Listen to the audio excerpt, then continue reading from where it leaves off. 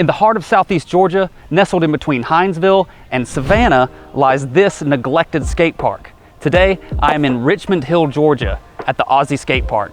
Let's check it out and see what it's got to offer.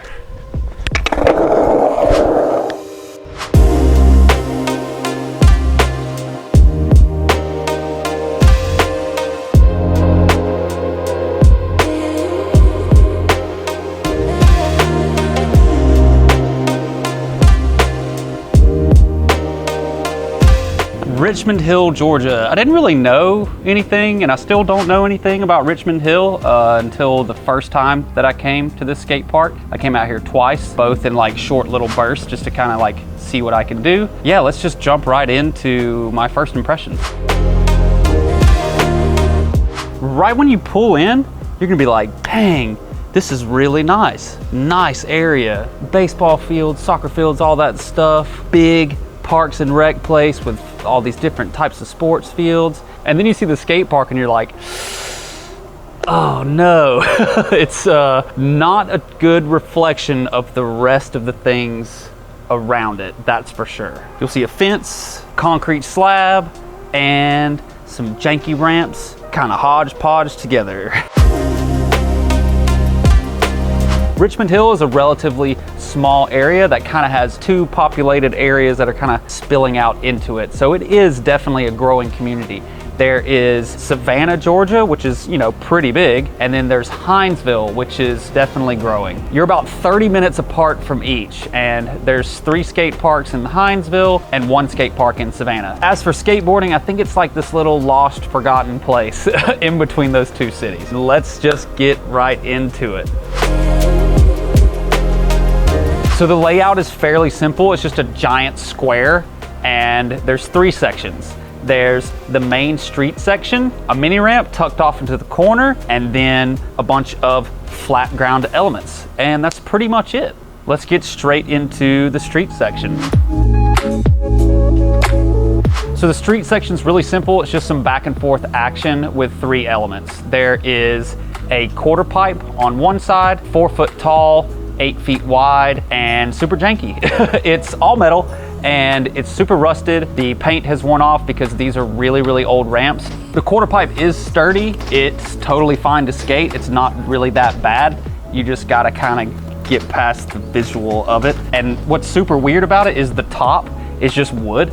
It's like they got rid of the deck at one point and then just built a new deck out of plywood and 2x4s, and it's pretty janky. That stuff just doesn't last in the weather. On the opposite side of that, we have a bank that's in a similar situation to the quarter pipe. Top surface is just wood, plywood, and 2x4s, super jank, and then the rest of it's metal. It skates fine, it is sturdy. Just like with the quarter pipe, it's mostly just the visual aspect of it can kind of mess with your head a little bit, but it's definitely skatable. The middle, you've got a fun box, and not a big fan of it. It's got a whole lot of problems. It's just really beat up and old. It's all rusted on the top.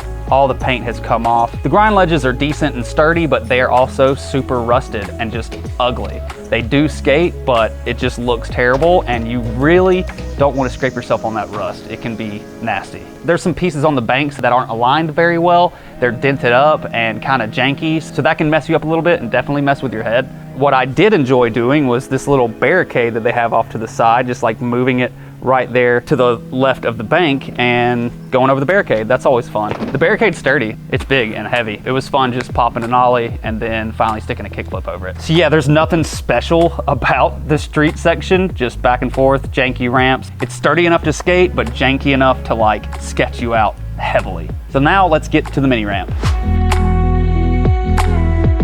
The mini ramp is a peculiar thing because it's not skate wave like all the other things out here. It's an addition to the park. I was actually speaking with a local and he said that they built it a few years ago, and the skate wave ramps are like 20 years plus old. I have some positives and some negatives about it, mostly negatives, unfortunately. The positives, it's really wide, which is awesome. So it gives you plenty of space, and it's actually surfaced with gator skins, so the surfacing on it is nice and will last a long time. My issues is that the rest of it is kind of falling apart. The decks on the top are super sketch. They're not gonna last long in this weather. They're not pressure treated, they're not painted. They're just starting to break apart and get janky. The coping is sticking out and is rusting, so it's kind of janky, like it bows in a little bit and it's just hard to skate. My last thing is just a personal taste. A lot of people like tight transition. I'm not a huge fan of it for like the basic go-to tricks that I do. I do like doing blunt to fakies on super tight transition just to see if I can do it. That's a lot of fun. But just for casual skating and just having fun, tight transitions can be very challenging for a lot of people and not people's main preference. This one,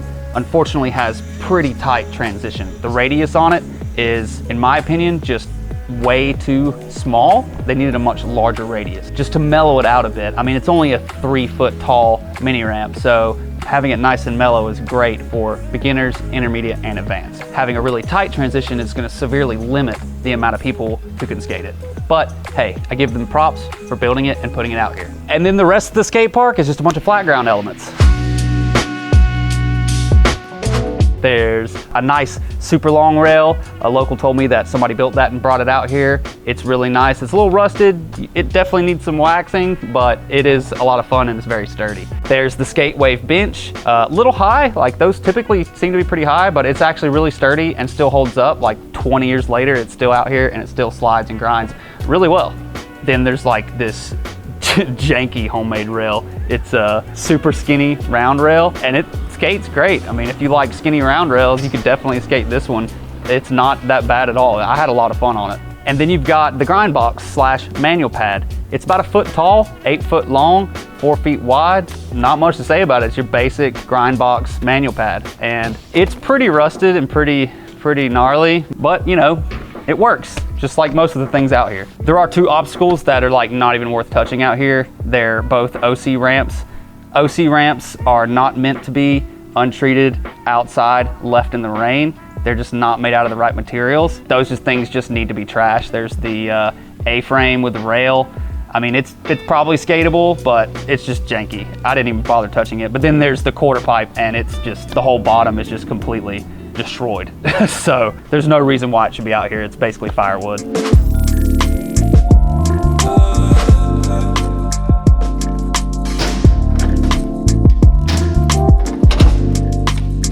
So all in all, like, it's a nice area, which is really cool, but the park really needs some help. The local told me it's like 20 years old. It was in one part of the park and then they moved it over here. They actually poured the concrete out here for this park. Whenever they moved it, they put lights up here. The only guy that I spoke to about the place, he said that the lights do cut on. I don't know how long they stay on, but I would imagine probably till around 9 or 10. There's bathrooms just across the parking lot from the skate park. There's this like cool little area right here with shade that you can chill in and take a break and relax. I hate to see it. Like, I love seeing the surrounding areas, but it's like the skate park has become a scar on the area. It's just tragic to see because I know there's a lot of money in this area just by what I'm looking at surrounding it. But if there's no demand, it's not gonna get fixed up. It's not gonna be made nice. So it's basically up to the community to put pressure on the city to actually put some care into the park. It's not dirty, like it's not junky. People don't leave their stuff out here. Like it's nice and clean. Just these ramps need to be tossed to the side and some new ramps need to be either purchased or a concrete park needs to be built. But hey, at least it's out here. That's what matters the most. If you are around this area, I'd recommend going to Savannah or Hinesville. All 4 of those parks are much better than this one. But if you like janky stuff and you just want to come hang out, not be bothered, get some clips, get some tricks, Ozzy's is right here. Thanks guys for checking out another episode of Skatepark Showcase. Real quick, I want to shout out my Patreon supporters. You guys are awesome. Your donations every month help keep me on the road. And you too can donate as little as $1 a month to help keep me going. Just that little bit can go a very long way. But if you can't donate or just don't want to, but you still want to help support the show, there's plenty of things that you can do. You can just make sure you watch my content when it comes out, subscribe to me on YouTube, follow me on TikTok. I'm on like 90 something episodes now. I don't make any money doing this, like I'm not monetized or anything, but I'm gonna keep doing it until I can't skate. Like I'm just gonna cover skate parks as often as I possibly can. And you guys might have noticed a slowdown, and that's basically because I don't have the extra time or money to kind of travel all the time. but I do promise you, I will never stop doing this. Whenever I can, I'm gonna go do it. And those Patreon donations really, really do help out a lot. It's starting to sprinkle out here and my cameras are getting wet. So let me wrap this thing up. Thank you guys so much again for watching another episode. Here's what's coming up next.